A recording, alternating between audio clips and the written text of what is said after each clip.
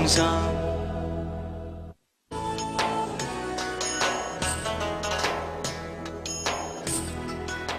السلام علیکم خواتین و حضرات، آپ کو ایک بار پھر خوش آمدید کہتا ہوں میں نور رمضان کی لائیو سحری ٹرانسمیشن میں.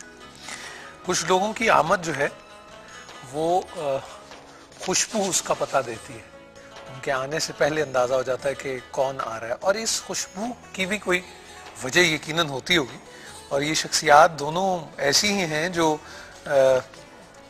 وجوہات سے الحمدللہ واقف بھی ہیں. اور جیسے بھی ہم کل بات کر رہے تھے کہ عطر جو ہے وہ معطر کر دیتا ہے، اور خوشبو کا جو سفر ہے وہ کئی صدیاں طے کر دیتی ہے.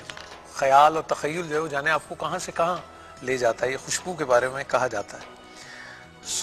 وہ ہستیاں جو نبی کریم حضرت محمد مصطفیٰ صلی اللہ علیہ وآلہ وسلم کی محبت اور عشق سے معطر ہوں، جن کی زبان اور ان کا دل ثنا میں مصروف ہوں، اور ایک دنیا انہیں اس حوالے سے چاہتی ہو، پسند کرتی ہو اور ان کے لیے دعا کرتی ہو، تو کتنے خوش بخت ہوں گے وہ.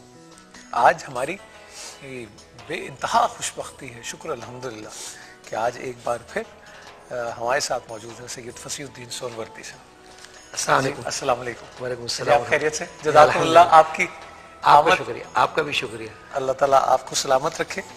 اور میں جب خوشبو کی بات کر رہا تھا تو کیا اچھا ہوتا ہے خواتین و حضرات کہ آپ کسی سے ملیں اور پتہ لگے کہ بھئی یہ ان کے بیٹے ہیں. گفتگو بھی بتاتی ہے، انداز بھی بتاتا ہے، افکار بھی بتاتے ہیں، کمیونیکیشن سکلز اور لیول بھی بتاتا ہے. آپ ممتاز عالم دین ہیں اور فقہی علوم پر عبور رکھتے ہیں، لیکن اس سے بڑی بات جو ہے، جو اگر آپ مجھ سے پوچھئے کہ ان کے پاس بیٹھ کر بھی انسان اپنے آپ کو چھوٹا اور کمل محسوس نہیں کرتا. یہ اتنی تھپکیاں اور تھاپیاں دیتے رہتے اور ایسی کسر اپنے نفس کو بھی ساتھ لگاتے ہیں کہ وہ ہم بھی کچھ شعر ہو جاتے ہیں. مفتی عثمان نیار خان صاحب ماشاءاللہ ہمارے ساتھ موجود ہیں. سب بے انتہا شکریہ آپ کی آمد. آپ کی بھی بہت بہت شکریہ. جزاک اللہ خیر. شجید آج 10 رمضان المبارک، جی 9 روزے گزر گئے، اور آج اگر ہم عشرہ جو پہلا عشرہ جو ہے رحمت وہ کا عشرہ ہے اس کا آج آخری سحری ہے، اور پھر مغفرت کا سلسلہ شروع ہو جائے گا.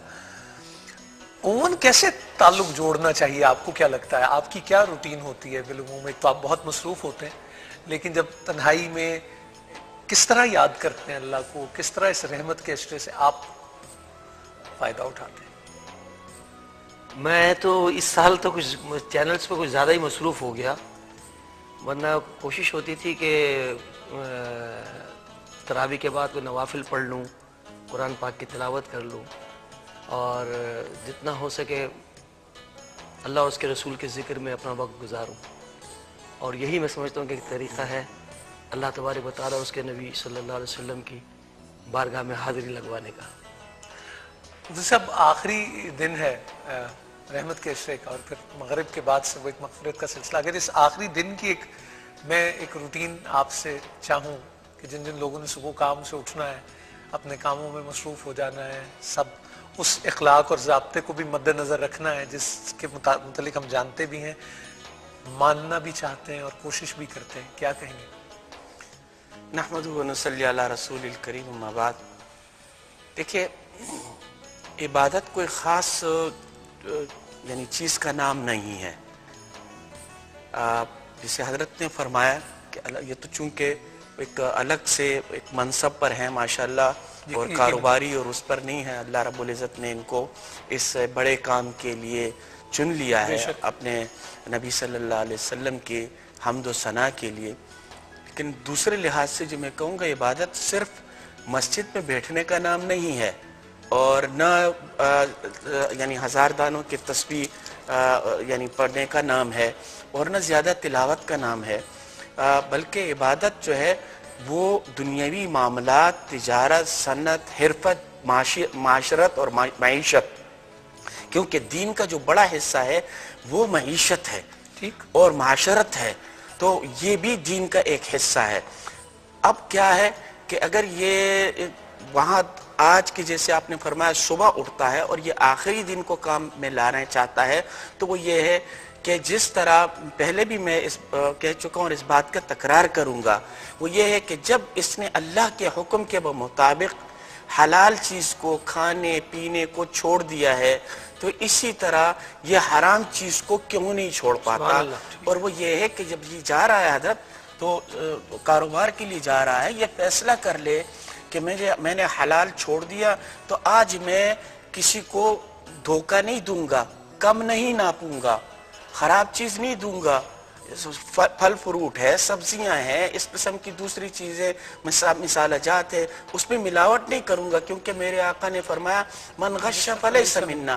اس طرح کے جو دوسرے معاملات ہیں یعنی بڑی تیزی کے ساتھ ناقص چیز کو بھیج دینا اور لوگوں کے ساتھ اس طرح برا، اور پھر یعنی بد زبانی، بد کلامی، یہ ساری کی ساری چیزیں اس کو اگر چھوڑ دے اور فرض نماز جو ہے وہ ادا کرے اور اپنی نظروں کی اور اپنے جسم کی حفاظت کرے، یہ سب سے بڑی عبادت ہے، بہت بڑی عبادت ہے۔ وہ جو بڑے بزرگ کہتے ہیں کہ ہاتھ دل یار ولتے ہاتھ کار ولتے، وہی والی بات، دست بکار دل بیار، یہ تصوف میں جو ہے ہمارے بزرگ ہی فرماتے ہیں۔ اور میرا خیال یہ ہے کہ کسی کی دل آزاری نہ ہو، بہت خوب، دل آزاری نہ، کسی کی دل آزاری نہ ہو۔ بالکل، اب اپنی ذات سے آپ کوشش کریں کہ میری ذات سے کسی کو تکلیف نہ پہنچے، یہ بہت بڑی عبادت ہے۔ جی مفتی صاحب، یہ جو دل آزاری ہے اور یہ جو تھوڑا سا روب دبدبا ہوتا ہے اور ایک اتھارٹی بھی آپ کے اندر آ جاتی ہے، یا تو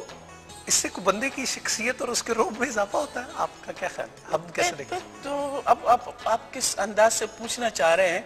اگر روزے کے انداز سے آپ پوچھنا چاہ رہے ہیں یا اعمال کے انداز سے پوچھنا چاہ رہے ہیں، تو اعمال کے لحاظ سے اگر ہم بہت کچھ کر جائیں اور بہت کچھ کر لیں تو کیا جو اللہ رب العزت نے ہمیں یہ متوازن جسم دے رکھا ہے اور یہ 2 آنکھیں دے رکھی ہے، زبان دے رکھی ہے اور ٹانگیں دی ہیں، ہاتھ دیے ہیں اور سلامت جسم متوازن، ہم تو اس کا شکر ادا نہیں کر سکتے، یہ نہیں ادا۔ اور پھر جب ہمیں آقا صلی اللہ علیہ وسلم کی امت میں پیدا فرمایا کہ جس امت کے لیے انبیاء نے دعائیں مانگی، اس کا شکر ادا نہیں کر سکتے۔ اور دوسرے لحاظ سے اگر فرماتے ہیں کہ جی جو روزے میں جو حالت ہو جاتی ہے اور ہم اکڑ جاتے ہیں اور ہمارے جو خاص کر افطار کے وقت جو معاملہ ہوتا ہے تو آپ یہ سمجھیں گے کہ یہ تو پانی پت کی کوئی 4تھی یا 5ویں جنگ ہو رہی ہے کہ گھر میں بچوں کے ساتھ حضرت لڑنا، بیوی پر غصہ اتارنا، گاڑی میں چل رہے ہیں ہارن پہ ہارن بجانا، سگنل توڑنا اور برا بلا واہیات پکنا، کیا یہ روزہ ہے؟ اور یہ اکڑ جو ہے، کیا روزہ ہمیں یہ سبق دیتا ہے؟ میں خواتین و ذات آج کل اولمپکس ہو رہے ہیں اور مختلف دوڑ اور وہ مقابلے ہوتے ہیں، تو آپ نے اس میں ایک چیز دیکھی ہوگی، بھاگنے والا جب بھاگتا ہے تو اس کا ٹارگٹ فنش لائن ہوتی ہے، اب وہ اس میں اپنی انرجی بچاتا بھی ہے کسی جگہ اور شاید یہ بھی سوچتا ہے کہ تھوڑی دیر بعد میں اور زیادہ تیز ہوں گا، لیکن اگر فنش لائن کے قریب آنے سے پہلے وہ تھک ہار کے بیٹھ جائے اور وہ فنش نہ ہو سکے تو ساری محنت اکارت چلی جاتی ہے۔ صحیح۔ تو اس ربن سے ٹکرانا اور پھر ہاتھ بلند کرنا اپنی تک اظہار، وہ اس کے بعد ممکن ہے، اس سے پہلے کیا ہوا کیسے ہوا وہ ایک علیحدہ بات ہے، لیکن فنش لائن کا کراس ہونا ضروری ہے۔ تو جیسے مفتی صاحب فرما رہے کہ اگر صبح میں پہنچ کے آپ کلائمیکس تک جا رہے ہیں اور وہ اس کے قریب ہے اور اس ایک ٹریفک جیم میں، تو پھر وہ یہ نہ ہو کہ ساری دن کی ریاضت اور وہ جو فنشنگ لائن ہے وہ عبور نہ ہو سکے۔ ایک فون کال ہے ہمارے پاس، مریم صاحبہ لاہور سے۔ السلام علیکم۔ وعلیکم السلام، میں مریم بات کر رہی ہوں لاہور سے۔ جی مریم، جیتی رہیے، آپ نے کال کیا، بہت شکریہ۔ جی سر، میں شکریہ کی بات نہیں، پر میں سب سے پہلے آپ سب کو رمضان مبارک کہوں گی، خیر مبارک، اور آپ سے یہ کہوں گی کہ آپ کا پروگرام واقعی بہت اچھا ہے، جس سے بہت سبق حاصل ہوتا ہے ہمیں۔ اچھا جی۔ شام کو جو مولانا آتے ہیں وہ اتنے پیار سے سمجھاتے ہیں اور اس انداز سے سمجھاتے ہیں کہ ہر بات ان کی دل میں خود ہی اتر جاتی ہے۔ بالکل ٹھیک۔ ان کو آپ ہماری طرف سے سلام کیجیے گا، اور دوسری بات آپ بھی بہت اچھا پروگرام کرتے ہیں۔ آپ سلامت رہیں، جیتے رہیے بیٹا، آپ جیتے رہیے۔ بس انکل آپ دعا کیجیے کہ اللہ تعالیٰ، اس وقت ہم تھوڑی مشکل میں، آپ دعا کیجیے کہ اللہ تعالیٰ ہماری مشکل دور کر دے، ہو سکتا ہے کہ آپ کے منہ سے نکلی وہ ہمارے لیے دعا پوری ہے۔ آمین آمین۔ آپ کے لیے ایک تحفہ بھی ہے ہمارا، ایک سیل فون کا، اور میں مفتی صاحب سے گزارش کروں گا کہ سر مجھے سیل فون نہیں، مجھے آپ کا دوسرے ہینڈل چاہیے۔ کیا چاہیے جی؟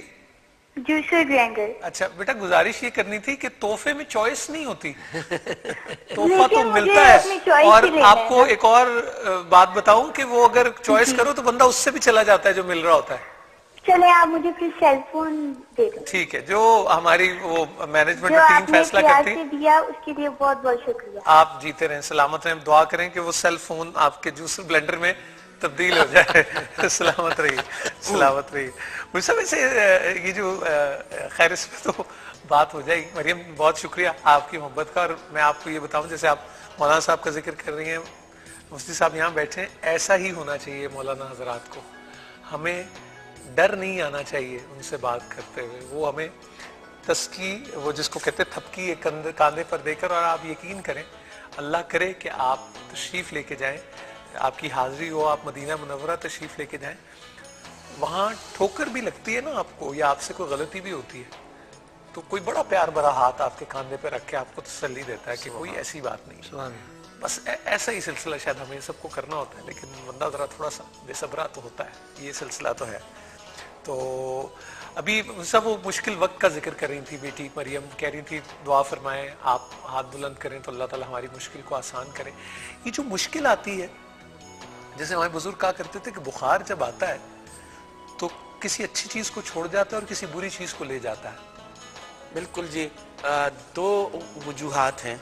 एक तो ये है कि इम्तिहान है, ठीक, इसलिए तो बुजुर्ग फरमाते हैं कि जब आप यानी कोई इस किस्म की बात हो तो आप अपने लिए मुश्किल न मांगे, ठीक, क्योंकि हम इस इम्तिहान के काबिल नहीं है। हम वो दूध वाले मजनू हैं, सुभान अल्लाह, दूध वाले मजनू हैं हम, यानी इम्तिहान बर्दाश्त करने वाले नहीं हैं।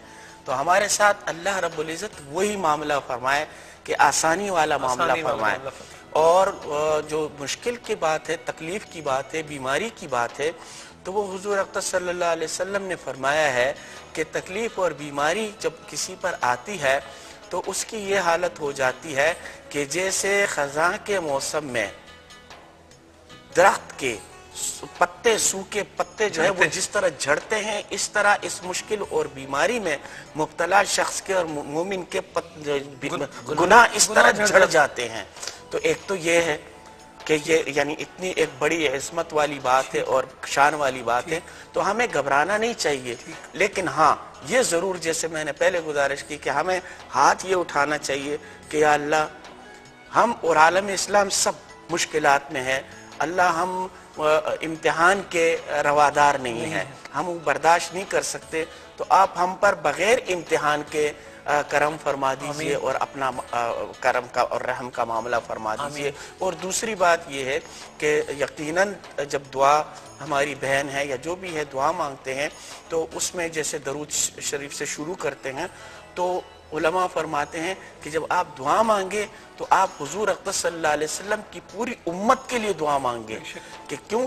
कि एक तो दुआ के इब्तिदा और इंतहा में जब आप दरूद पढ़ते हैं तो ये ब्रैकेट बन जाता है, ज़रूरती है दुआ, बिल्कुल, क्योंकि अल्लाह पाक ने हुजूर अलैहिस्सलाम पर पढ़ने वाले दुरूद को रद्द नहीं फरमाना, पर लग जाते हैं, तो ये पर लग गए। और दूसरी कि उम्मत के लिए दुआ जरूर मांगे, कि जब आप उम्मत के लिए दुआ मांगते हैं तो आपकी दुआ जरूर कबूल होगी।